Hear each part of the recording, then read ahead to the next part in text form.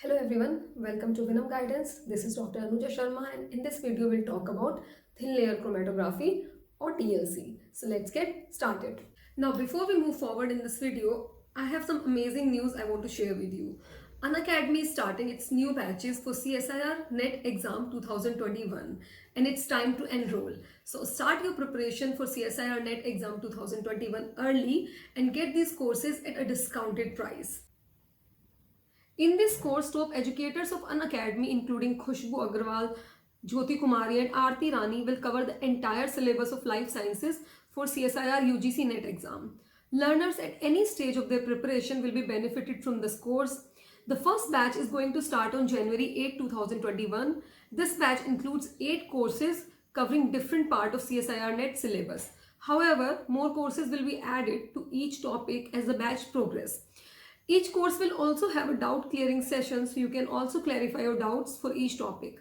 The complete schedule of all the classes with the educator name is available on the website, so you can go check it on the website.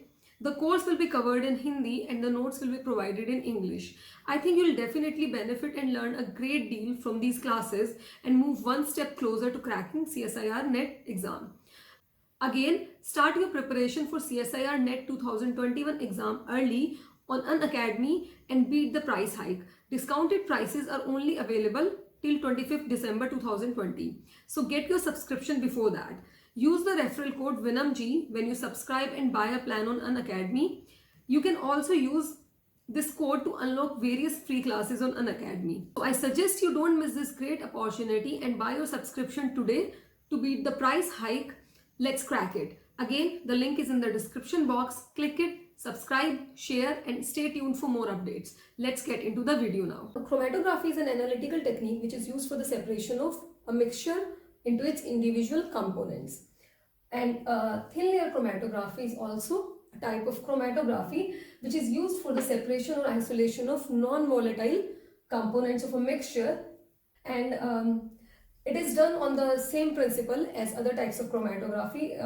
The separation is on the basis of difference in affinity of different components of your mixture towards the stationary phase and the mobile phase.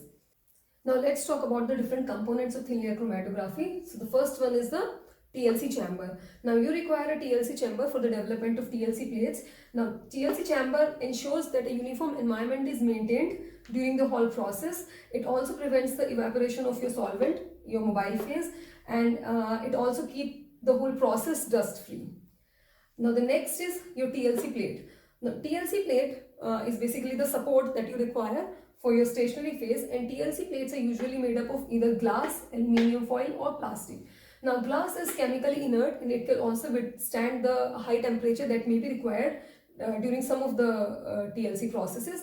But the problem is that glass is quite brittle, so it's very difficult to cut it. The next is aluminium foil and plastic. Now aluminium foil and plastics are easy to cut, but the problem with aluminium foil and plastic are that they're very flexible, so your stationary phase that might get flaked. And now another problem with aluminium foil is that it cannot withstand the highly oxidizing or highly acidic chemicals, and the problem with plastic is that it cannot withstand the high temperature that may be required in development of TLC plate. Now on this TLC plate, you have a coating of your uniform coating of your stationary phase. Now your stationary phase could be silica gel, alumina or cellulose, and these are usually mixed with a binder like calcium sulfate or starch. The separation of different components while you're using silica gel is on the basis of the polarity of the stationary phase and the components of your sample.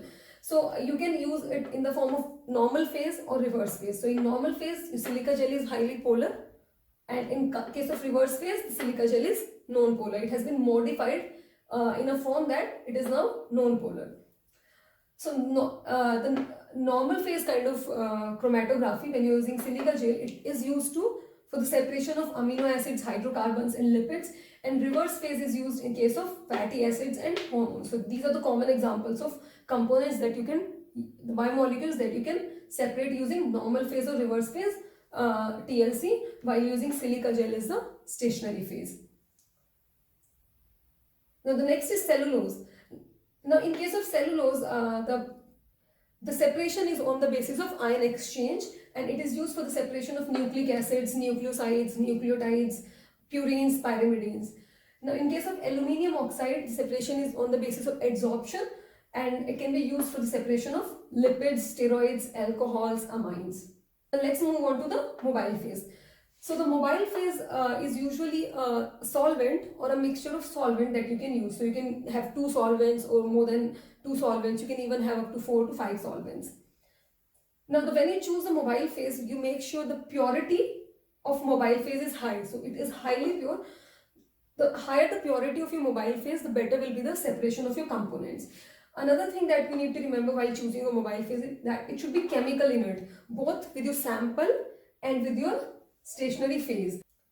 And when you choose your mobile phase, you also have to make sure that the retention factor or the retardation factor should be between 0 to 1. Because if it should never be 0 or 1, because if it's 0, that means the polarity is very low.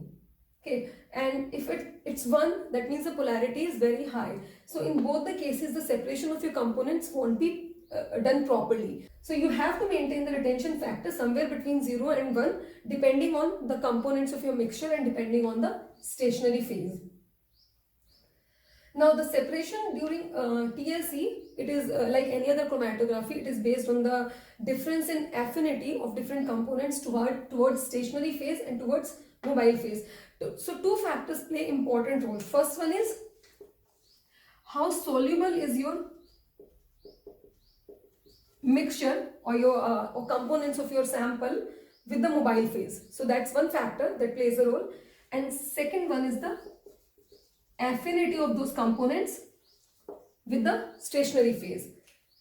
So more the affinity of your components with the stationary phase, the slower it will move.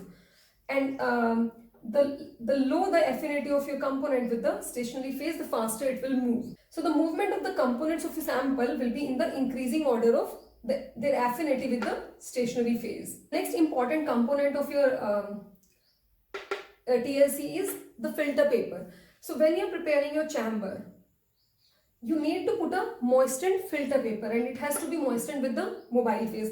Now this is done in order to maintain the uniform humidity inside the chamber, so that the whole chamber is filled with the vapors of your mobile phase. So when the mobile phase rises in your plate, it doesn't get evaporated. Now let's look at the steps involved in thin layer chromatography. So the first thing you do is you prepare your plate. So the first step is plate preparation. And how do you prepare your plate is that you put a uniform layer of your stationary phase on the plate. That could be either glass or aluminium foil or plastic. And once you have done that, you allow it to dry, and then once it has dried, it is ready to use. But these days you can get also prepared plates, ready-made plates, and these are the ones that are usually used nowadays. Now once you have your plate ready, using a pencil you mark a straight line 1 centimeter above from the bottom of the TLC plate. And while marking this line, make sure that you do not put too much pressure, as it might damage your stationary phase. Another thing to remember is that you do not touch your plate, as it will damage it will cause contamination from your skin oils.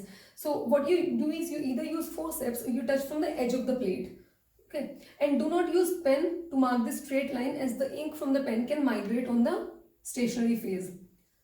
Okay, now once you have this straight line, using a capillary, you mark the spots of your sample at equal distance on this straight line. Okay, so your TLC plate is now ready. The next step is to prepare your chamber. So to prepare your chamber, you pour the solvent, your mobile phase, into the chamber, and once you pour that, you take the filter paper, you moisten it with your solvent, with your mobile phase, and you place it on the edge of inside of the edge of your TLC chamber. So once you have poured the solvent and once you have put this filter paper, your chamber is also ready. Next thing you do is you place your plate inside the chamber. So while placing your plate inside the chamber, you place it in such a manner that the solvent does not cover the straight line, does not cover your sample spots. The mobile phase does not cover your sample spots. So you put your plate in such a manner. Now once you put your TLC plate inside the chamber, it is ready. You can cover the lid of the TLC chamber, and your your TLC plates are ready to run. So the next step is to leave the chamber so that the mobile phase can move over the stationary phase using the capillary action, and along with the mobile phase, the different components of your sample will also start moving in the upward direction using the same capillary motion. When do you stop the reaction? When do you stop the TLC run? You stop it once your mobile phase is at least 1 centimeter below the final edge of the TLC plate. So you never, in any case, you do not allow your mobile phase to run through the entire stationary phase. Once you have stopped the TLC reaction, once you've done that, you allow your plate to dry. And once your plate has dried, you use different techniques to see your spots, see the spots of your different components of the sample that you have marked on the straight line. Now the different techniques that can be used for the detection of these spots are the use of UV. So if you're using a ready-made plate, if you're using a ready-made fluorescent plate, the different components of your sample, they might illuminate in the presence of shortwave UV. So you can use this detection method to see your spots. So these spots will appear illuminated in the presence of UV, and you can mark these spots using a pencil. Never use a pen, just use your pencil to mark these spots. Now, some of the components that are not UV active, they have to be identified using different detection techniques. So they have to be identified using different chemicals, different reagents. So these can be iodine. Now, iodine is used for the detection of carbohydrates or organic components. And when you use iodine as a reagent, the spots will appear black in color. Now another reagent that you can use is permanganate reagent. Now in this case, it is also used for the identification or detection of organic compounds, and the spots will appear either white, black or brown in color. Another reagent is ninhydrin reagent, which is used for the detection of amino acids, and the spots will appear purple in color. So once you have done this, you can see the spots as colored, or if you have used UV, you can see them as you mark them with a pencil. Next thing you do is you calculate the retention or the retardation factor of different components. Now what is retardation factor? It is the distance traveled by your component divided by the distance traveled by the mobile phase. Now retention factor can be used to identify the different components of a sample because these are unique for every component. So you can run different reference compounds on TLC and calculate their retention factor, and after that you can run your sample and calculate the retention factor of different components of the sample, and you can compare it with the retention factor from the reference list, and you can identify your compound. Now the problem with retention factor is that it is very difficult to reproduce because it can vary depending on different factors. So it can change depending on the thickness of your stationary phase, depending on the depth of your solvent, or or what kind of solvents you're using. So their properties can vary, or the overall humidity inside the chamber, the temperature, and other different factors. So the retention factor cannot be reproduced. Now to solve this problem, what you can do, instead of calculating retention factor, you can calculate relative retention value. So what you do while running your reference compounds and while running your sample, you use a standard compound. For example, you're running 3 samples. Along with that, you run a reference compound which migrate till here. Okay, so this is going to be the distance which is traveled by this reference compound. So instead of calculating the retention factor, you calculate the distance migrated by your sample, by the component of your sample, divided by the distance migrated by this reference compound, by this standard compound. And you do this for your sample and also for your reference compound that you're going to use, a standard compound.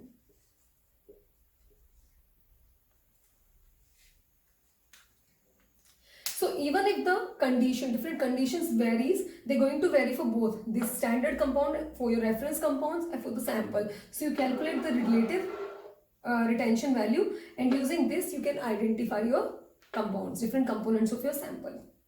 Now let's look at some of the advantages and disadvantages of TLC. So let's look at the advantages first. So it's a short development time. So it's a very simple process. It has a very short development time. So it is quite faster than other chromatographic techniques. It is cheap as you do not require very expensive chemicals. You just need a chamber and the TLC plates are quite cheap.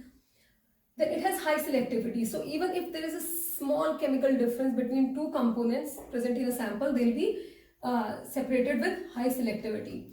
Small sample size. So as you saw in the procedure, you just need a spot of the sample. So even if it is microliter or microgram, it can easily be used for separation of its component using TLC.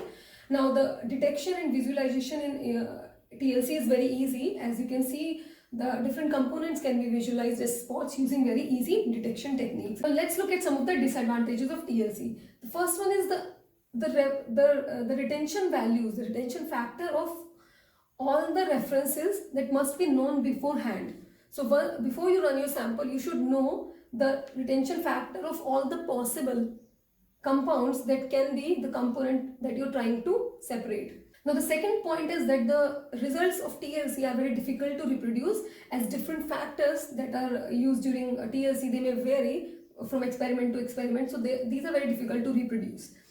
Now the other problem is that the limited size of plate. So your stationary plate, the size of your stationary phase is going to be very limited. So the distance of or the length of separation is also very limited as compared to other chromatographic techniques. Now the TLC, it cannot differentiate between enantiomers and other isomers of a compound. So that's another problem. And then the last one is that the TLC can only be used for the separation of non-volatile compounds. So its use is quite limited. Now another disadvantage can be that the spots that are formed, that can be very large in size, so they can merge with spots of other components. So that's another disadvantage of TLC. So that's all in this video. I'll see you in the next video. Please don't forget to subscribe to this channel and hit the bell icon for latest updates.